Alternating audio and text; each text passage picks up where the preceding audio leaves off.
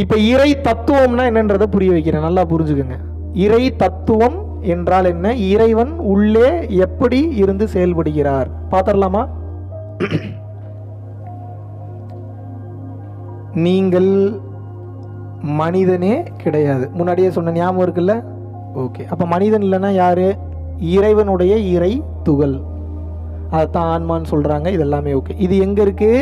இது உங்களுக்குள்ள பூர்வ மத்தியத்துக்குள்ளே சென்டர் பாயிண்டில் இருக்குது. அதான் பீனியல் கிளாண்டுன்னு இன்றைக்கி சயின்ஸ் சொல்லுது. நம்மால் அன்றைக்கே சுழுமுனை மையம்னு சொல்லிட்டான், ஆன்மான்னு சொல்லிட்டான், ஆன்ம ஜோதிங்கிறான், சிற்சபைங்கிறான், பொற்சபைங்கிறான். அதுக்கு பேர் நிறைய இருக்குது, ஏகப்பட்ட பேர் இருக்குது. மேட்ரு ஒன்று தான், என்ன? இறை உள்ளுக்குள் இருக்கும். அது வெளியே வந்ததுன்னா என்ன தெரியுமா நடக்கும்? பார்த்துடலாமா? வெளியே வந்தால் என்ன நடக்கும்? மிராக்கிள் மொத்தமாக அப்போ தான் நடக்க ஆரம்பிக்கும் உங்கள் லைஃப்பில். நீங்கள் ஒன்றுமே பண்ண வேணாம். உங்ககிட்ட யாரோ ஒருத்தங்க பேச வராங்களா, உங்களை பார்த்தோன்னே ஒரு ஆனந்த நிலைக்கு போயிடுவாங்க. நல்லா கவனிக்கணும் நான் சொல்கிறத. எப்போ உங்கள் மனம் வேக்கமாயிருச்சோ, எப்போ நீங்கள் ஈர்ப்பு சக்தியாக மாற ஆரம்பிச்சு, உங்களை பார்த்தாவே ஒரு பிளிஸுக்கு போயிடுவாங்க. நீங்கள் எதாவது பண்ணுவீங்கன்னு நினைக்கிறீங்களா? நீங்கள் அந்த டைம் உங்களுக்கு என்ன தெரியும் பண்ணுறதுக்கு? நானே சரணாகதியில் இருங்கன்றேன். சரணாகதியில் இருக்கும்போது உங்களுக்கு என்ன தெரியும்? நீங்கன்ற ஒன்றே கிடையாது. அப்புறம் என்ன உங்களுக்கு என்ன தெரியும்? ஒன்றும் தெரியாது. சும்மா இருப்பீங்க.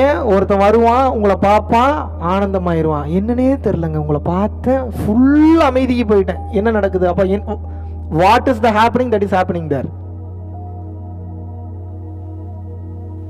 வேக்கமாக இருக்கிறதுனால இறை வெளியே வந்துருச்சு. இறை வெளியே வந்துட்டதுனால அதை செயல்பட விட்டுட்டீங்க. அதை செயல்பட விட்டு இறைவன் நல்லது பண்ணுவாரா கெட்டது பண்ணுவாரா?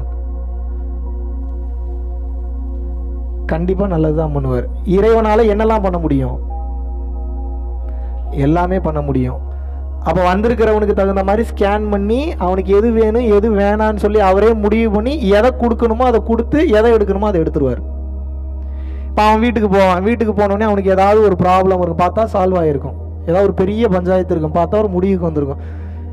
அவனுக்கு ஒரே குழப்பமாக இருக்கும், இவ்வளோ நாள் முடியாது, இது எப்படி முடிஞ்சுது? அவன் என்ன நினைப்பான்? நீங்கள் தாங்க கடவுள் அப்படின்னு வந்து நிற்பான். நீங்கள் இல்லை கடவுள். நீங்கள் இன்னமும் எதில் ரிமைன் ஆகிருக்கணும்? சரணாகதியிலேயே இருக்கணும். ஏன்னா பண்ணது யாரு? நீங்களா பண்ணீங்க? பண்ணது யாரு?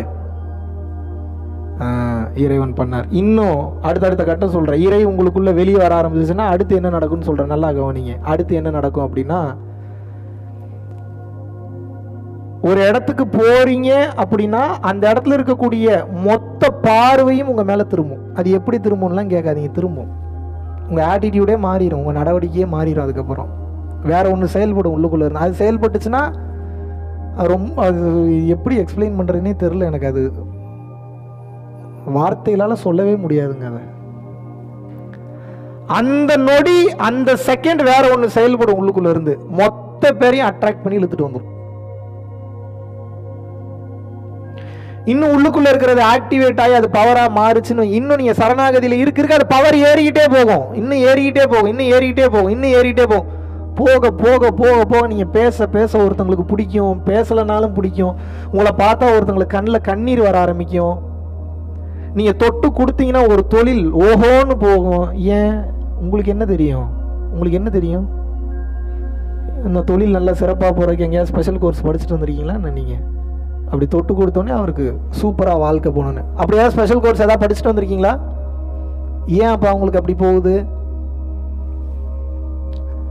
உங்களுக்குள் இருக்கக்கூடிய இறை வெளியே வந்து விட்டது. இப்போ எனக்கு வந்துருச்சு, அதனால இதெல்லாம் நடக்குது. இப்போ உங்களுக்குலாம் வராதுன்னு நினைக்கிறீங்களா? நீங்க எனக்குள்ள எது இருந்து செயல்படுதோ அதுதாங்க உங்களுக்குள்ளே இருந்து செயல்படுது. நான் அதை செயல்பட விட்டுட்டு நான் ஃப்ரீ ஆயிட்டேன். ஆஹா, எப்படி விளையாண்டாலும் தப்பு தப்பாக போகுது, எப்படி பால் போட்டாலும் விக்கெட் ஆகுது, என்னடா பண்ணி தொலைகிறதுன்னு சொல்லி உட்காந்து யோசிக்க ஆரம்பிச்சா அப்புறம் இறைவன் உபதேசம் பண்ணுற, நீ எதை பண்ணாலும் உருப்படாது விளங்காதுன்றதை புரிய வச்சுட்டாங்க. இப்போ என்ன பண்ணணும்? இதே தான் சரணாகதி. சும்மா இரு, கொடுத்த வேலையை செய், இறைவனை நம்பு, ஃபேஸ் பண்ணு ஒவ்வொரு சுச்சுவேஷனையும். ஒரு சில வருடங்கள் ஆகும், ஆனால் வாழ்க்கை மாறும்னாங்க. சரி, நம்புனேன். நம்பி வேக்கமாக இருக்க ட்ரை பண்ணேன், சரணாகதி நிலையில் இருந்தேன்.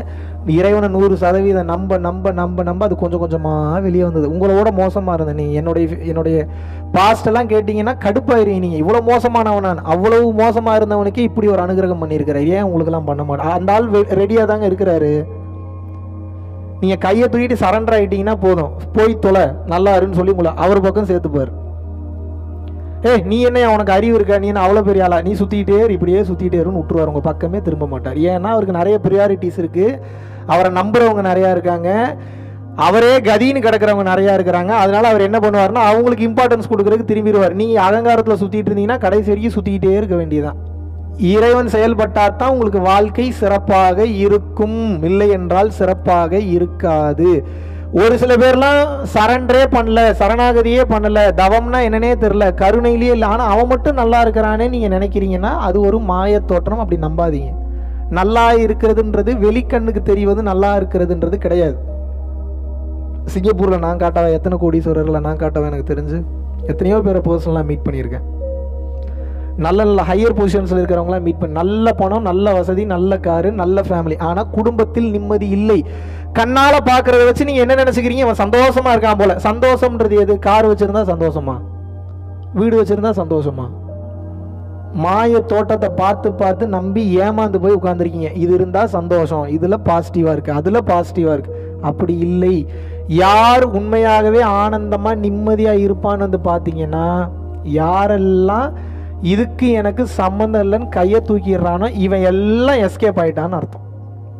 இந்த நிலைக்கு பெயர் சரணாகதி. இந்த நிலைக்கு பேர் என்ன? யாரெல்லாம் இதுக்கும் எனக்கும் சம்பந்தம் இல்லை, அவன் தான் ஏதோ அவன் தானே பண்ணான், அதுக்கு என்ன கிரெடிட்ஸ் கொடுக்குறதுக்கு என்ன உங்களுக்கு? ஏங்க நீங்கள் ஒரு உதவி ஒருத்தனுக்கு பண்ணுறீங்க, பண்ணும்போது அவன் உங்கள் பேரை சொல்லனாவே உங்களுக்கு அவ்வளோ கோபம் வருது. எவ்வளோ தூரம் அவனை பெற்று எடுத்து வளர்த்து அவனை இந்த லெவலுக்கு கொண்டு வந்தாங்க, இன்றைக்கி எனக்கு சோறு போட மாட்டுறாங்க.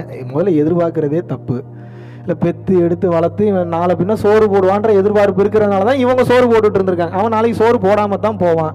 மனிதனுடைய இயல்பு, அது ஒரு எதிர்பார்ப்பே தப்பு.